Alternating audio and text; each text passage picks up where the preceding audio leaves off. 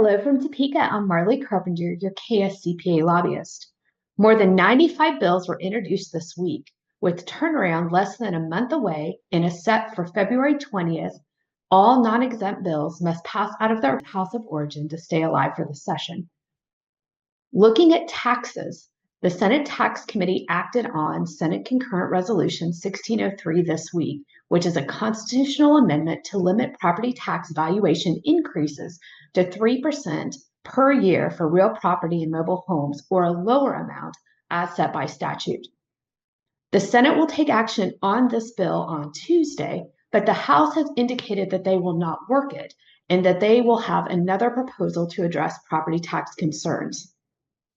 The House proposal will likely be out this week. Property tax is a major issue for both House and Senate leadership as we work into the 2025 session. The Senate Tax Committee also passed Senate Bill 35 last week, which removes the 1.5 state mill levy for education and institutional building funds. The bill would reduce property taxes by approximately $75 million per year and shift the funding mechanism to the state general fund. The House Tax Committee heard House Bill 2011, which proposes to reduce the statewide residential property tax mill levy from 20 mills to 18.5 mills in fiscal year 2026.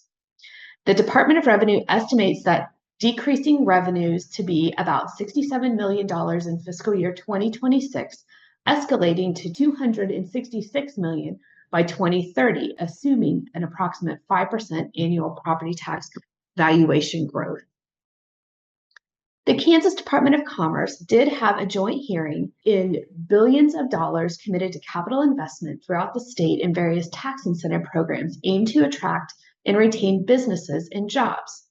To date, Kansas has seen $228 million in new payroll, $7.3 billion invested through the HPIP tax credit, 4,386 Rural Opportunity Zone participants, 693 jobs created by the Jobs Creation Fund with $353 million investment, 4,479 current apprenticeships from the Kansas Apprenticeship Tax Credit Act, moving Kansas from 47th in the nation to 29th in the nation for apprenticeships.